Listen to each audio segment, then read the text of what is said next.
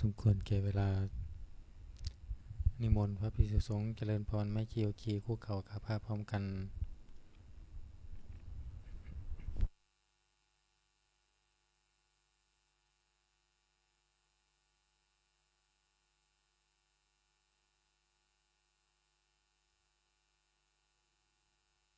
อัญชลีวันทาอภิวาทอัญชลีวันทาอภิวาทอัญชลีวันทาอภิวาทอัญชลีวันทาอัญชลีขอโอกาสขออนุญาตครูบาอาจารย์พระมหาเถระพระเถรานุเถระพระมัชฌิมาพระนวากาในการเป็นต้นเสียงธรรมวัดเย็นในวันนี้เปิดหนังสือสวดมนต์แปลเล่มใหญ่ไปที่หน้าหนึ่งโยโสภะคะวาอะระหังสัมมาสัมพุทโธพระผู้มีพระภาคเจ้านั้นพระองค์ใดเป็นพระอรหันต์ดับเพลิงกิเลสเพลิงทุกข์สิ้นเชิงตรัสรู้ชอบได้โดยพระองค์เองสวากขาโตเยนะภะคะวะตาธัมโมพระธรรมเป็นธรรมอันพระผู้มีพระภาคเจ้าพระองค์ใดตรัสไว้ดีแล้วสุปฏิปันโนยัสสะภะคะวะโตสาวกสังโฆพระสงฆ์สาวกของพระผู้มีพระภาคเจ้าพระองค์ใดปฏิบัติดีแล้วธัมมายังภคะวันตังสะธัมมังสะสังฆังอิเมหิสกาเลหิยัตถาระหะอาโรปิเตหิอภิปูชยามาข้าพระเจ้าทั้งหลายขอบูชาอย่างยิ่งซึ่งพระผู้มีพระภาคเจ้าพระองค์นั้นพระธรรมและพระสงฆ์ด้วยเครื่องสักการะทั้งหลายเหล่านี้อันยกขึ้นตามสมควรแล้วสาธุโนพันเตภควาสุจิราปรินิพุตโตปิข้าแต่พระองค์ผู้เจริญพระผู้มีพระภาคเจ้าแม้ปรินิพพานนานแล้วทรงสร้างคุณอันสำเร็จประโยชน์ไว้แก่ข้าพระเจ้าทั้งหลายปัจฉิมาชนะตานุกรรมปมานาสาทรงมีพระหฤทัยอนุเคราะห์แก่พวกข้าพระเจ้าอันเป็นชนรุ่นหลังอิเมสักการะทุกขตาปันนาการะภูเตปฏิคันหาตุขอพระผู้มีพระภาคเจ้าอันเป็นบรรณาการของคนยากทั้งหลายเหล่านี้อัมหากังทีกรตังหิตายาสุขายาเพื่อประโยชน์และความสุขแก่ข้าพระเจ้าทั้งหลายตลอดกาลและนานเทอญอะระหังสัมมาสัมพุทโธภควาพระผู้มีพระภาคเจ้าเป็นพระอรหันต์ดับเพลิงกิเลสเพลิงทุกข์สิ้นเชิงตรัสรู้ชอบได้โดยพระองค์เองพุทธังภควันตังอภิวาเทมิข้าพระเจ้าอภิวาทพระผู้มีพระภาคเจ้าผู้รู้ผู้ตื่นผู้เบิกบานสวากขาโตภควตาธัมโมพระธรรมเป็นธรรมที่พระผู้มีพระภาคเจ้า ตรัสไว้ดีแล้วธัมมังนามัสสามิข้าพระเจ้านามัสการพระธรรมสุปฏิปันโนภะคะวะโตสาวกสังโฆพระสงฆ์สาวกของพระผู้มีพระภาคเจ้าปฏิบัติดีแล้วสังฆังนามามิข้าพระเจ้านอบน้อมพระสงฆ์อันธรรมยังพุทธัสสะภะคะวะโตบุพพากนามการังกโรมาเสนะโมตัสสะภะคะวะโตขอนอบน้อมแด่พระผู้มีพระภาคเจ้าพระองค์นั้นอะระหะโตซึ่งเป็นผู้ไกลจากกิเลสสัมมาสัมพุทธัสสะ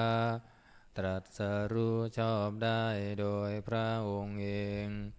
นะโมตัสสะภะคะวะโตขอนอบน้อมแด่พระผู้มีพระภาคเจ้าพระองค์นั้นอะระหะโตซึ่งเป็นผู้ไกลจากกิเลสสัมมาสัมพุทธัสสะตรัสรู้ชอบได้โดยพระองค์เองนะโมตัสสะภะคะวะโต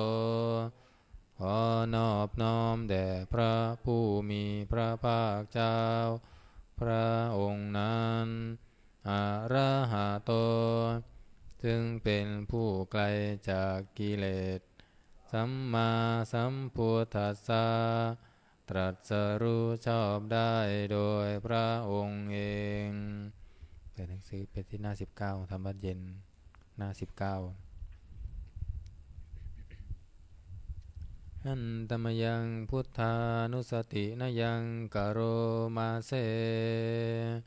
ตังโคปานาภะคะวันตังเอวังกัลยาโน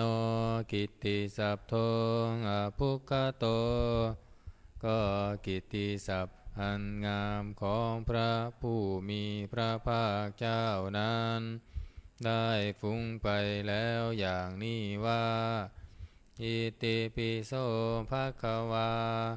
เพราะเหตุอย่างนี้พระผู้มีพระภาคเจ้านั้นอะระหังเป็นผู้ไกลจากกิเลสสัมมาสัมพุทโธเป็นผู้ตรัสรู้ชอบได้โดยพระองค์เองวิชาจารณะสัมปันโนเป็นผู้ถึงพร้อมด้วยวิชาและจารณะสุขโตเป็นผู้ไปแล้วด้วยดีโลกวิทูเป็นผู้รู้โลกอย่างแจ่มแจ้งอนุตตโรปุริสัทธัมมาสารถิเป็นผู้สามารถฝึกบุรุษที่สมควรฝึกได้อย่างไม่มีใครยิ่งกว่าสัทธาเทวมนุสสานังเป็นครูผู้สอนของเทวดาและมนุษย์ทั้งหลายพุทโธเป็นผู้รู้ผู้ตื่นผู้เบิกบานด้วยธรรมภควาติเป็นผู้มีความจำเริญจำแนกธรรมสั่งสอนสัตว์ดังนี้อันตมยังพุทธาภิกิติงกโรมาเสพุทธวาระหันตวรตาภิกขุนาภิโยโตพระพุทธเจ้าประกอบด้วยคุณมีความประเสริฐแห่งอรหันตคุณเป็นต้นสุทธาภิยานกรุณาหิสามาคตโตพระองค์อันประกอบด้วยพระญาณและพระกรุณาอันบริสุทธิ์ โพเทสิโยสุชานาตังกามรังวสุโรพระองค์ใดทรงกระทำชนที่ดีให้เบิกบานดุจอาทิตย์ทำบัวให้บานวันธามหังตามารนังศิราสาชิเนนทังข้าพระเจ้าไหว้พระชินสีผู้ไม่มีกิเลสพระองค์นั้นด้วยเสียงกล่าวพุทโธโยสัมภปานินังสารนังเขมามุตตมังพระพุทธเจ้าพระองค์ใดเป็นสารณะอันเกษมสูงสุดของสัตว์ทั้งหลายปันธามานุสติทานังวันธามิตังสิเรนะหังข้าพระเจ้าไหว้พระพุทธเจ้าพระองค์นั้นอันเป็นที่ตั้งแห่งความระลึกองค์ที่หนึ่งด้วยเสียงกล่าวพุทธัสสะหัสสมิทาโสวะพุทโธเมสามิกิสโรข้าพระเจ้าเป็นทาสของพระพุทธเจ้าพระพุทธเจ้าเป็นนายมีอิสระเหนือข้าพระเจ้าพุทโธทุกขัสสะคาตาจาวิทาตาจาหิตัสสะเมพระพุทธเจ้าเป็นเครื่องกำจัดทุกข์และทรงไว้ซึ่งประโยชน์แก่ข้าพระเจ้าพุทธัสสะหังนิยาเทมิสรีรันชีวิตันจิตังข้าพระเจ้ามอบกายถวายชีวิตนี้แด่พระพุทธเจ้าวันทันโตหังจาริสามิปุณฑาเสวะสุโพธิตังข้าพระเจ้าผู้ไหวอยู่จักประพฤติตามซึ่งความตรัสรู้ดีของพระพุทธเจ้านาทิเมสารนังอัญญังพุทโธเมสารนังวรังสารณะอื่นของข้าพระเจ้าไม่มีพระพุทธเจ้าเป็นสารณะอันประเสริฐของข้าพระเจ้าเอเตนะสัญจวัญเชนะวัฏฏยังสัตถุสาสเนด้วยการกล่าวคำสัตย์นี้ข้าพระเจ้าพึงเจริญในพระศาสนาของพระศาสดาพุทธังเมวันธมาเนนะยังปุญญังปัสสุตังอิทาข้าพระเจ้าผู้ไว้อยู่ซึ่งพระพุทธเจ้าได้ขวนขวายบุญใดในบัดนี้สัพเพปิอันตรายาเมมาเหสุงตัสสะเตชะสาอันตรายทั้งปวงอย่าได้มีแก่ข้าพระเจ้าด้วยเดชแห่งบุญนั้นกายเยนะวาจายวเจตัสสาวาด้วยกายก็ดีด้วยวาจาก็ดีด้วยใจก็ดีพุทเทกุกัมมังปะกตังมายายังกรรมหน้าติเตียนันใดที่ข้าพระเจ้ากระทำแล้วในพระพุทธเจ้าพุทโธปฏิคันหาตัวอัจฉยันตัง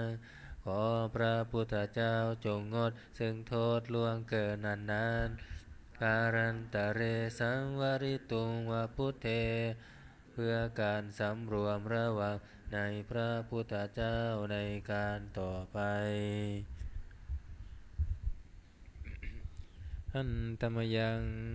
ธรรมานุสตินายังกโรมาเสสวาคา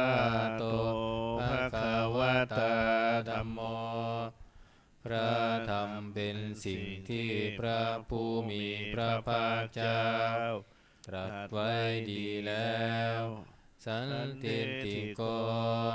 เป็นสิ่งที่ผู้ศึกษาและปฏิบัติพึงเห็นได้ด้วยตนเอง อากาลิโกเป็นสิ่งที่ปฏิบัติได้ และให้ผลได้ไม่จำกัดการ เอ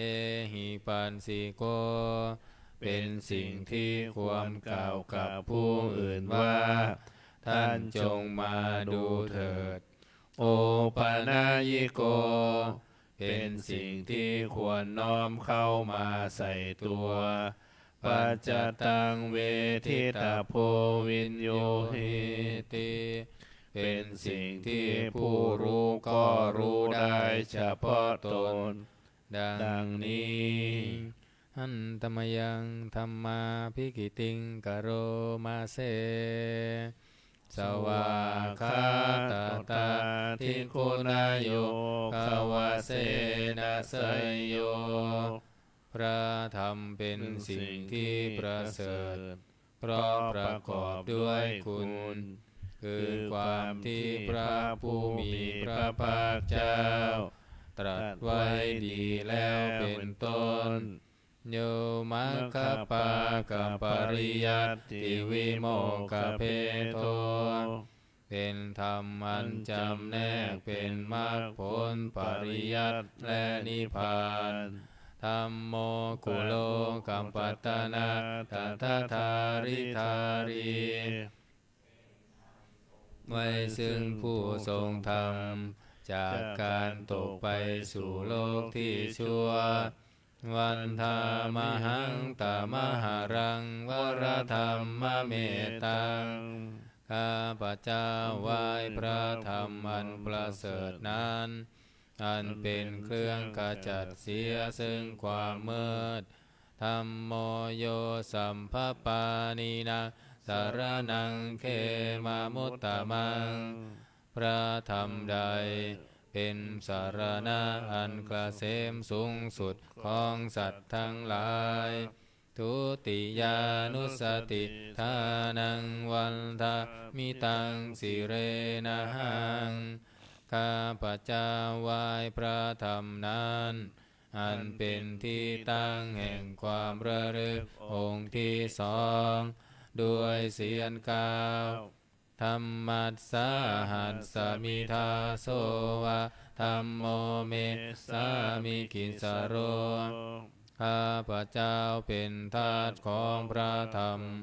พระธรรมเป็นนายมีอิสระเหนือข้าพเจ้าธัมโมทุกขันสกาตาจาวิทาตาจาหิตัสสะเมพระธรรมเป็นเครื่องกำจัดทุกข์และทรงไว้ซึ่งประโยชน์แก่ข้าพเจ้า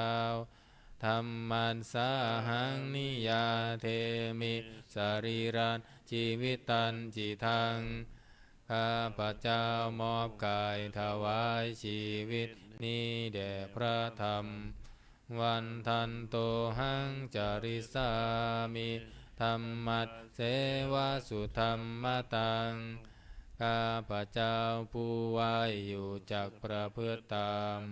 ซึ่งความเป็นธรรมดีของพระธรรมนัตถิเมสารนังอัญญาธัมโมเมสารนังวรังสารนังอื่นของข้าพเจ้าไม่มีพระธรรมเป็นสารณะอันประเสริฐของข้าพเจ้าเอเตนะสัญจวัตเชนะวัตเตยะสันตุสาสเนกรรมสัตย์นี้ข้าพเจ้าพึงเจริญในพระศาสนาของพระศาสดาธัมมังเมวัตตมาเนนะยังปุญญังปสุตังอิทาข้าพเจ้าผู้ไหวอยู่ซึ่งพระธรรมได้ขวนขวายบุญใดในบัดนี้สัมเพปิอันตรายาเมมาเหสุงตันจะเตชะสาอันตรายทั้งปวงอย่าได้มีแก่ข้าพเจ้าด้วยเดชแห่งบุญนั้นกายเยนะวาจายวเจตสาวาด้วยกายก็ดีด้วยวาจาก็ดีด้วยใจก็ดี ธัมเมกุกัมมังปะกตังมายายังกรรมนาติเตียนันใดที่ข้าพเจ้ากระทำแล้วในพระธรรมธัมโมปฏิคันหาตุอัจฉยันตังขอพระธรรมจงงดซึ่งโทษล่วงเกินนานการันตะเรสังวริตุงวธรรมเมเพื่อการสำรวมระวังในพระธรรมในการต่อไป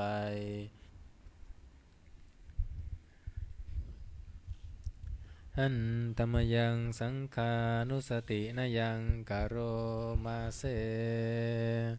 สุปฏิปันโนภะคะวะโตสาวกสังโฆทรงสาวกของพระผู้มีพระภาคเจ้าปฏิบัติดีแล้วอุชุปฏิปันโนภะคะวะโตสาวกสังโฆทรงสาวกของพระผู้มีพระภาคเจ้าปฏิบัติตรงแล้วยายะปฏิปันโนภะคะวะโตสาวกสังโฆทรงสาวกของพระผู้มีพระภาคเจ้าปฏิบัติเพื่อรู้ธรรมเป็นเครื่องออกจากทุกข์แล้วสามีจิปฏิปันโนภะคะวะโตสาวกสังโฆทรงสาวกของพระผู้มีพระภาคเจ้าปฏิบัติสมควรแล้วญาติทางได้แก่บุคคลเหล่านี้คือจัตตาริปุริสายุคานิอัตถาปุริสปุคลาคู่แห่งบุรุษสี่คู่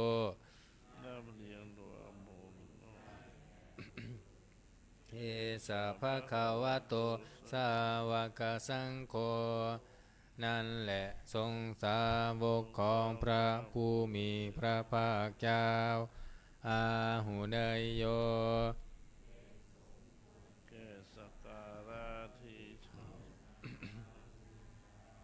ปาหุเนยโย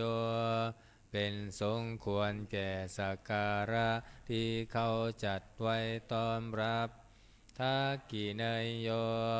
เป็นผู้ควรรับทักษิณาทานอัญชรีกรณิโยเป็นผู้ที่บุคคลทั่วไปควรทำอัญชรีอนุตตรังปุญญเหตังโลกัสสติเป็นเนื้อนาบุญของโลกไม่มีนาบุญอื่นยิ่งกว่าดังนี้อันตมยังสังฆาภิกิติงกโรมาเสสัทธัมมโชสุปฏิปฏิคุณาภิโยโตพระสงฆ์ที่เกิดโดยพระสัทธรรม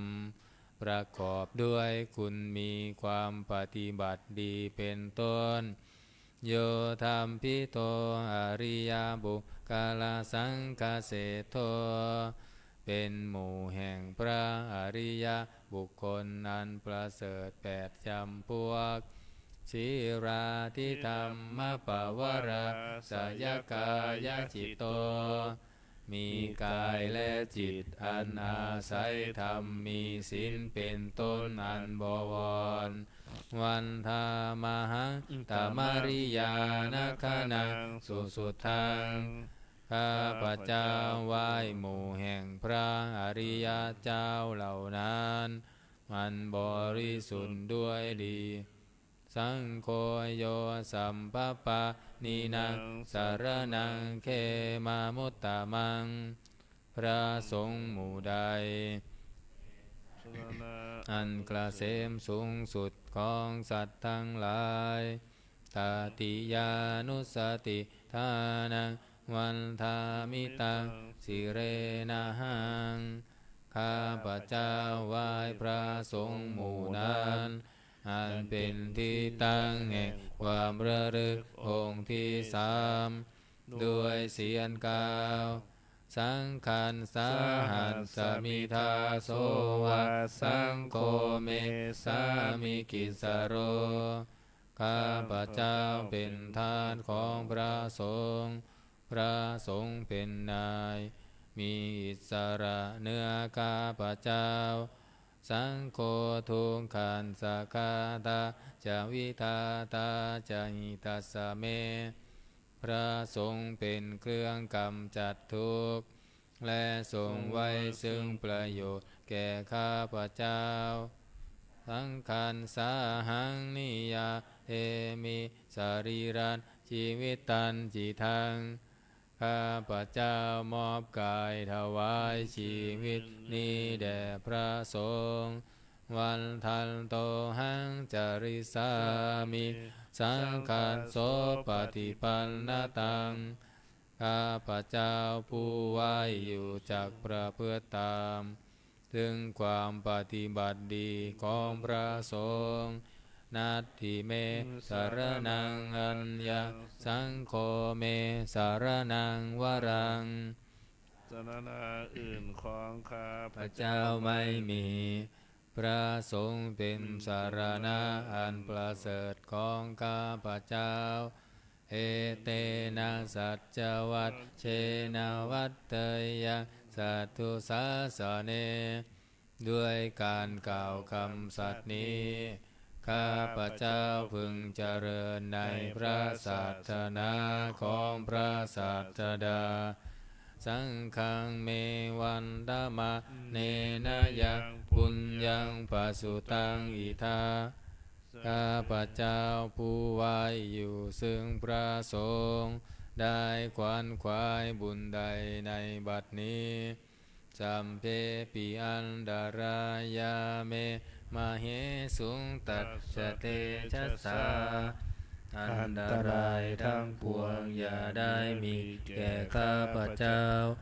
ด้วยเดชแห่งบุญนั้นกายเยนะวาจายวเจตัสสาวาด้วยกายก็ดีด้วยวาจาก็ดีด้วยใจก็ดีสังเคกุกัมมังภกตังมายายังกรรมนาติเตียนันใดที่ข้าพเจ้ากระทำแล้วในพระสงฆ์สังโฆปฏิคันหาตุอัจฉยันตังขอพระสงฆ์จงงดซึ่งโทษล่วงเกินนั้นการันตะเรสังวริตุงวสังเคเพื่อการสำรวมระวังในพระสงฆ์ในการต่อไป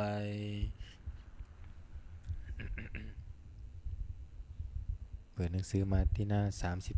38หน้า38โอวาทปาติโมกข์หันตมยังโอวาทปาติโมกขคาถาโยพนามาเสสัพพปาปัสสะอาการนังการไม่ทำบาปทั้งปวงกุศลสุปสัมปทาการทำกุศลให้ถึงพร้อมสัจจิตาปาริโยทปนังการชำระจิตของตนให้ขาวรอบเอตังพุทธานาสาสนังทำ3อย่างนี้เป็นคำสั่งสอนของพระพุทธเจ้าทั้งหลายขันติปรมังตโพธิติฆาขันติคือความอดกลั้นเป็นธรรมเครื่องเผากิเลสอย่างยิ่งนิพพานังปรมังวทันติพุทธาผู้รู้ทั้งหลายกล่าวพระนิพพานว่าเป็นธรรมอันยิ่งนาหิปภาชิโตปรูปคาติผู้กำจัดสัตว์อื่นอยู่ไม่ชื่อว่าเป็นบรรพชิตเลยสามโนโหติปรังวิเหตยันโต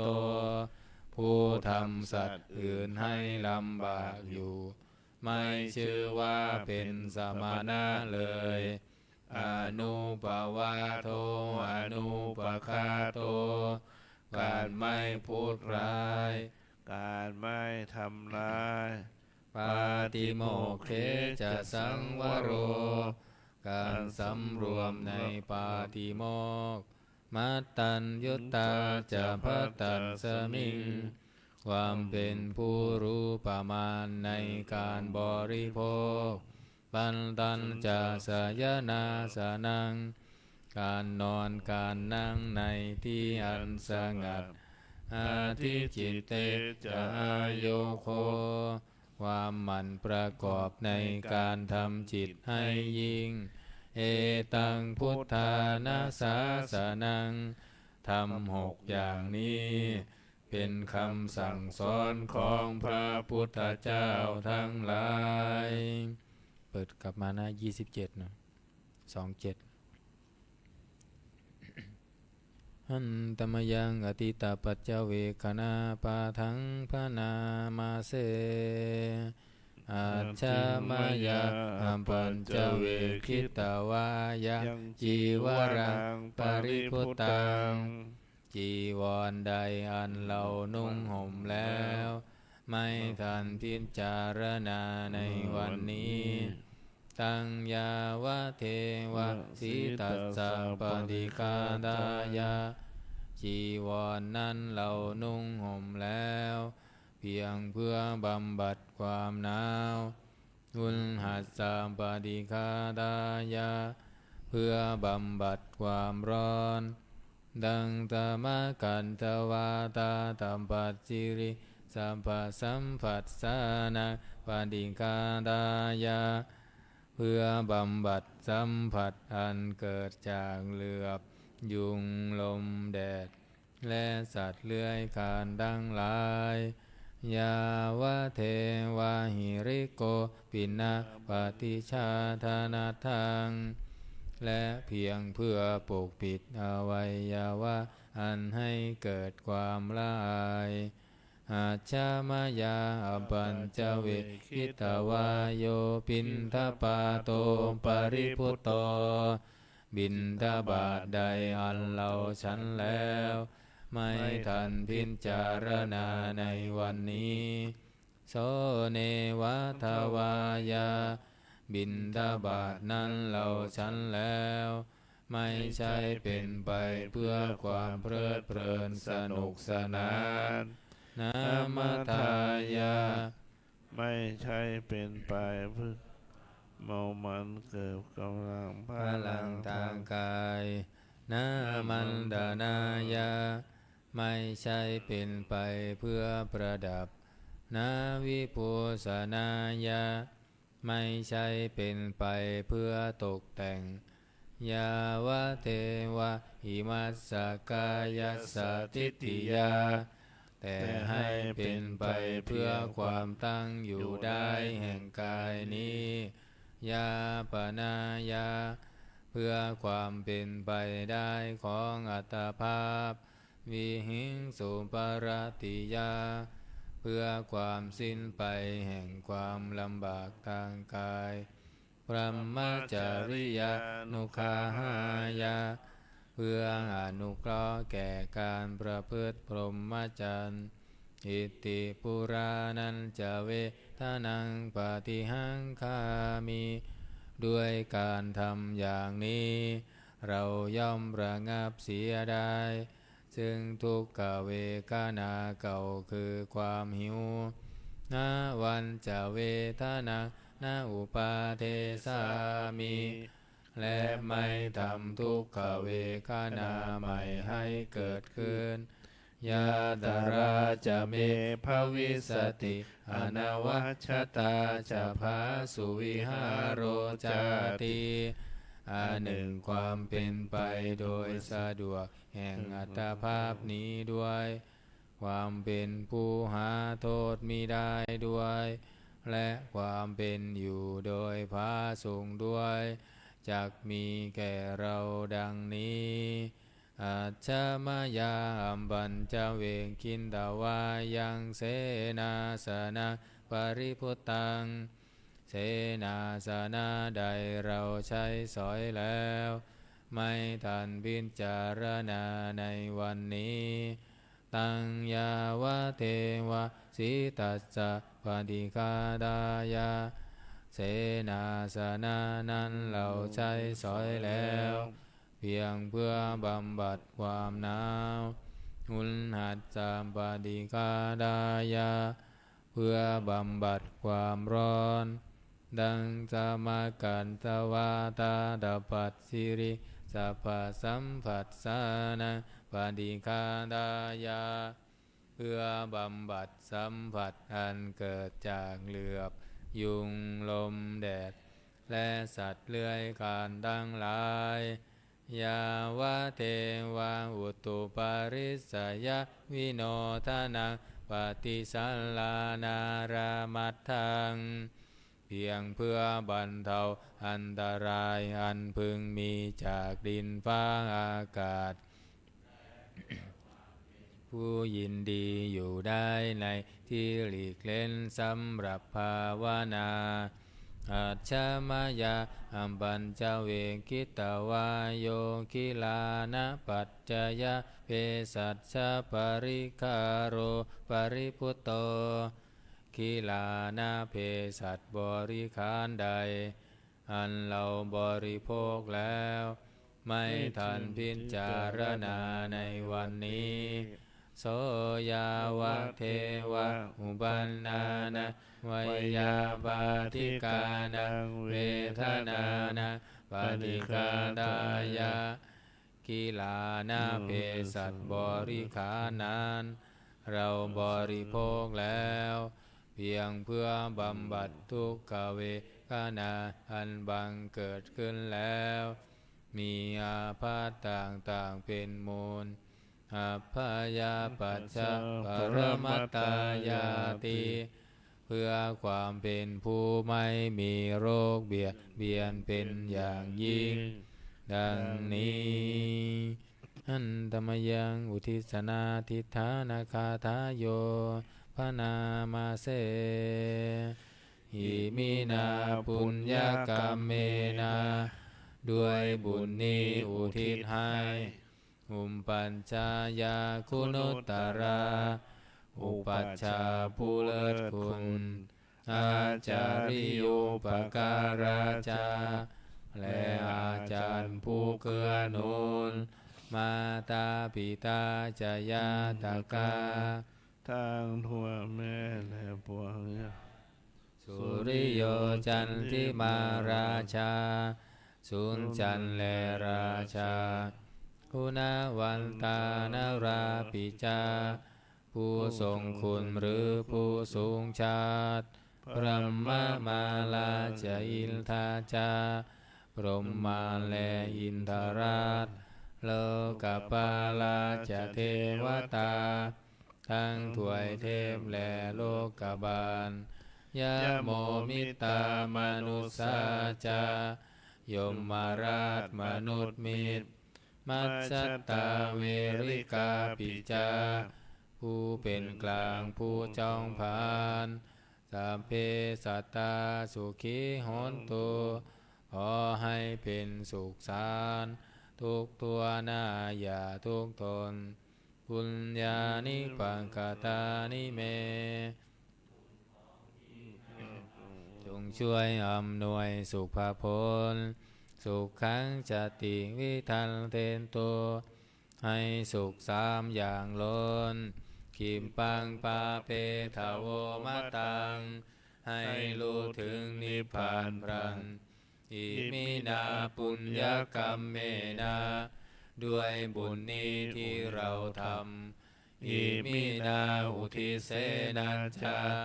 และอุทิศให้ปวงสัตว์คิมปังหังสุรเพเจวาเราพันได้ซึ่งการตัดตัณหุปาทานเฉทนังตัวตัณหาอุปาทานเยสันทาเนหินาธรรมาสิ่งชั่วในดวงใจยาวานิพพานโตมะมังกว่าเราจะถึงนิพพานนัสสันตุสัมภทาเยวามาลายสิ้นจากสันดานยันจาชาโตภะเว ทุกภพที่เราเกิดอุชุจิตตังสติปัญญามีจิตตรงและสติทั้งปัญญาอันประเสริฐสันเลโควิริยัมหินาพร้อมทั้งความเพียรเลิศเป็นเครื่องขูดกิเลสหายมาราระพันตุโนกาสังโอกาสอย่าพึงมีแก่หมู่มารสิ้นทั้งหลายกาตุนจาวิริเยสุเมเป็นช่องประทุษร้ายทำลายล้างความเพียรจมพุทธาธิปวโรนาโทพระพุทธผู้บวรนาถธัมโมนาโทวรุตตโมพระธรรมที่พึงอุดมนาโทปัจเจกพุทโธจาพระปัจเจกพุทธสมสังโฆนาโทตโรมะมังทมพระสงฆ์ที่พึงพยองเตโสตมานุภาเวนะด้วยอานุภาพนั้นมาโรกาสังลพันตุมาขอหมู่มารอย่าได้ช่องทันสะปุญญานุภาเวนะด้วยเดชบุญทั้ง10ปองมาโรกาสังลพันตุมาอย่าเปิดโอกาสแก่มารเถิดอันนี้สวดอภิธรรมเนาะหน้า122นะเปิดหนังสือมนต์พิธีเล่มเรืองไปที่หน้า122นะโมตัสสะภะคะวะโตอะระหะโตสัมมาสัมพุทธัสสะนะโมตัสสะภะคะวะโตอะระหะโตสัมมาสัมพุทธัสสะนะโมตัสสะภะคะวะโตอะระหะโตสัมมาสัมพุทธัสสะกุศลธรรมะอกุศลธรรมะอัพยากตาธรรมะกันตเมธัมมากุศลยัสสมิงสมาเยกามาวจจารังกุศลังจิตตังอุปันนังโหติโสมานัสสะสหคตังญาณสัมปยุตตังรูปารัมมนังวาสันธารัมมนังวาคันธารัมมนังวาราสารัมมนังวาโพนธรรมภารัมมนังวาธรรมมารัมมนังวายังวาปานารัมภตัสสมิงสมาเยปันโสโหติอาวิเคโปโหติเยวาปานาตันสมิงสมาเยอันเยปิอันทิปติจัสสมุปัมนาอารูปิโนธัมมาอิเมธัมมา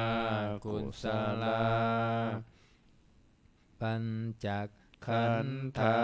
รูปขันโทเวทนาขันโทสัญญาขันโทสังขารขันโทวิญญาณขันโทตัณฑขันธโมรูปขันโทยังจินจิรูปังอติตานาคตปัญจุปันนังอัญชัตตังวาภาหิ ทาวาโอลาลิกังวาสุขุมังวาหินังวาปานิตังวายังทุเรวาสันติเกวาทะเทกัจฉังอภิสันโยหินตาวาอภิสังขิมปินตาวาอายังวุญจติรูปักขันโทสังฆโหอสังฆโหสังฆหิเตนะอสังฆหิตังอสังฆหิเตนะสังฆหิตังสังฆหิเตนะสังฆหิตังอาสังฆหิเตนะอาสังฆหิตังสัมปโยโควิปโยโคสัมปโยเตนะวิปยุตตังวิปยุตเตนะสัมปยุตตังอาสังฆหิตังชะปัญญัตติโยขันธปัญญันติอายตนะปัญญันติธาตุปัญญันติสัจจะปัญญันติอินทริยปัญญันติปุงกาลปัญญันติกินตาวตาปุงกาลานังปุงกาลปัญญันติสมายาวิมุตโตอาสมายาวิมุตโตกุมปะทัมโมอากุมปะทัมโมปาริหานาธรรมโมอปาริหานาธรรมโมเจตนาภาโพอนุรักษ์ปนาภาโพปุถุชโนโคตรภูพยุปารโตอภยุปารโตพัมภากามโนอภาภากามโนนิยโตอนิยโตปฏิปันนะโกภาเลทิโตอะระหะอะระหัตตายาปฏิปันโนปุคคโลอุปลาภติสันชิกัตถปรมัตถ์เทนาติอามันตาโยสัจจิกัตโทปรมัตถ์โทตโตโสปุงคโลอุปลาภติสันชิกันทปรมัตถ์เทนาตินาเหวะวันตะเพอาชานาหินิกะหังหันจิปุงคโลอุปลาภติสัจจิกันทปรมัตถ์เทนะเตนะวัตตะเรวัตตะเพโยสัจจิกันโทปรมัตถ์โทตโตโสปุคคโลอุปลาภติสันชิกันทปรมัตถ์เทนาติมิจฉาเยเกกิกุสลธัมมาสัพเพเตกุสลมูลาเยวะปานากุสลมูลาสัมเพเตธัมมากุสลาเยเกกิกุสลธัมมาสัพเพเตกุสลมูเลนะเอกมูลาเยวะปานากุสลมูเลนะเอกมูลาสัพเพเตธัมมากุสลาเหตุปัจจโยอารามานาปัจจโยอติปัตติปัญจโยอานันตรปัจจโยสมานันตรปัจจโยสหชาตปัจจโยอัญญมัญญปัจจโยนิสสยปัญจโยอุปนิสสยปัจ จโยปุเรชาตปัจจโยปัจฉาชาตปัจจโยอาเสวนาปัจจโยกัมมาปัจจโยวิปากปัจจโยอาหารปัจจโยอินทริยปัจจโยชานาปัจจโยมัคคปัจจโยสัมปยุตตปัญจโยวิปยุตตปัญจโยอัตถิปัญจโยนันทิปัจจโยวิคัตตปัจจโยอวิคัตตปัจจโยอนิจจาวัตตสังขาราอุปาทวยธรรมิโนอุปชิตตวานิรุจฉันติเตสังวุปัสสโมสุขโขสัพเพสัตตามารันติจะมาริงสุจะมาริสาเลตาเทวาหังมาริสามินัตถิเมเอตสังสยโยเปิดมาหน้า135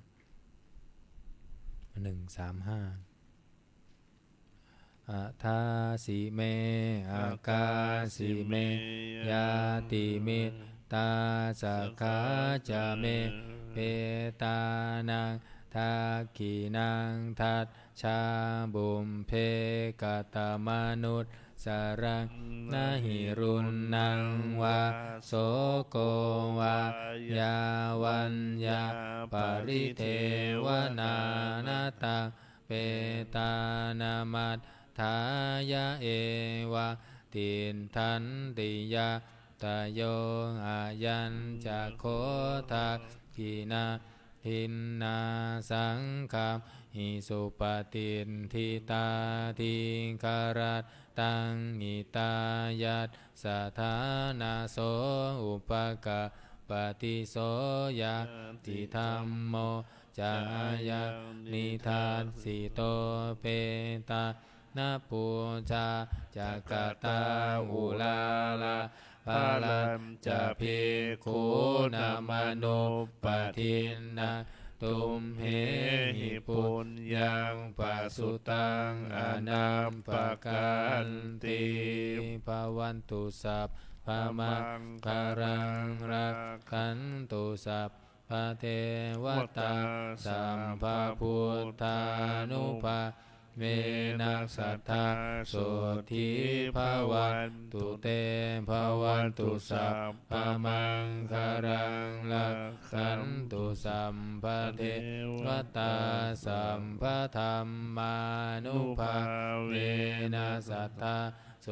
ทิภวันตุเตภวันตุสัพพะมังคารังรักขันตุสัพพะเทวตาสัพพะสังฆานุภาเวนัสสัทธาโสทิภะวันตุเตครับต่อไปจะได้เจริญจิตตภาวนาทำสมาธิสักครู่แล้วแผ่เมตตาพร้อมกัน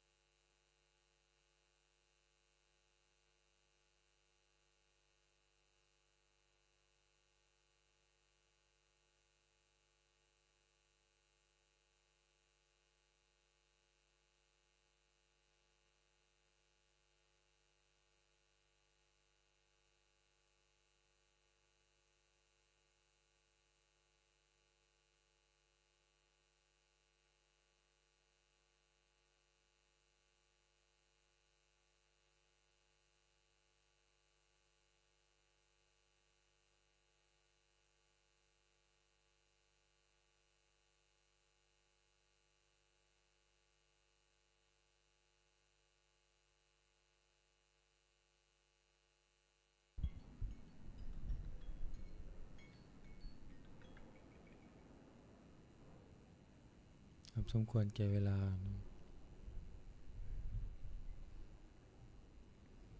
ตัวคนน้ำทิศวงศลแผ่เมตตาพร้อมกันอีทังทานากัมมังนิพพานาปัจจโยโหนตุโนนิจจังอีทังศีลากัมมังนิพพานาปัจจโยโหนตุโนนิจจังอีทังภาวนากัมมังนิพพานาปัจจโยโหนตุโนนิจจังยังกินจิกุลสาลากันตัมพังกัมมังสัพเพหิอัมเหหิกัตตังปุญญังโนอนุโมทันตุสุนันตุพลโตเยเทวะอันสามิทาเนอาทิกัตตาทิกายุกัสสตาหุนตุสัมเพสันตาสุขีอัตตานังปาริหารันตุมาตาปิตาสุขิตาหุนตุทุกขาปามุนจันตุสัมเพยาดากาสุขิตาหุนตุทุกขาปามุนจันตุสัมเพอายาดากาสุขิตาหุนตุทุกขาปามุนจันตุสัมเพปิสาสัมเพยังขะสัพเพเปตาสุขิตาหุนตุทุกขาปามุนจันตุสัมเพนังคันตาสุขิตาหุนตุทุกขาปามุนจันตุสัมเพเทวาสุขิตาหุนตุทุกขาปามุนจันตุสัมเพอาจาริยุปัญชายาสุขิตาหุนตุทุกขาปามุนจันตุสัมปันติโยสามิจันตุโวคุกเข่าวันทาหลวงพร้อมกัน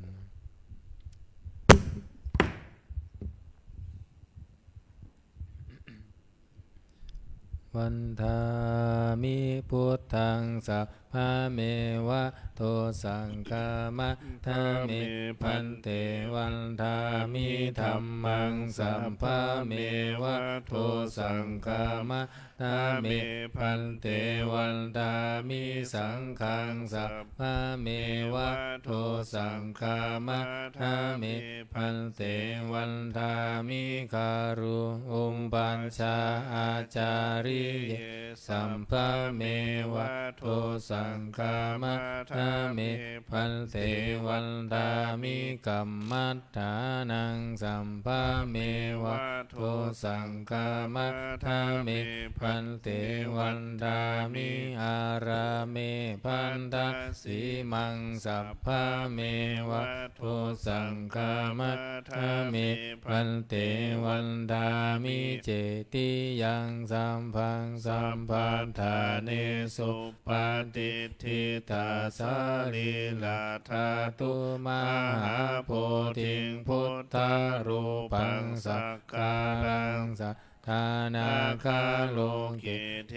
วะโลเกพรหมโลเกจัมโบทิเปลังกาทิเปสารีลาธาตุโยเกสาธาตุโยอะระหัตตาธาตุโยเจติยังคันทะกุณติงจันตุราสิติสาหัสเส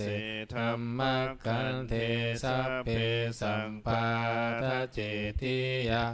อะหังวันทามิสัพพะโสอัญชลีวันทาอภิวาทอัญชลีวันทาอภิวาทอัญชลีวันทาอภิวาทอัญชลีวันทาอัญชลีก็หมอบวันทาน้อยพร้อมกันสาธุวันทามิพันเตสัพพะอาปาราทังกามัตถะเมพันเตมายากัตตะปุญญังสามินาอนุโมทิตาภังสามินากัตตังปุญญังไมหะทาทัพพังสาธุ สาธุอนุโมทามิอัญชลีวันทาอภิวาทอัญชลีวันทาอภิวาทอัญชลีวันทาอภิวาทอัญชลีวันทาอัญชลีครับขอนิมนต์พระภิกษุสงฆ์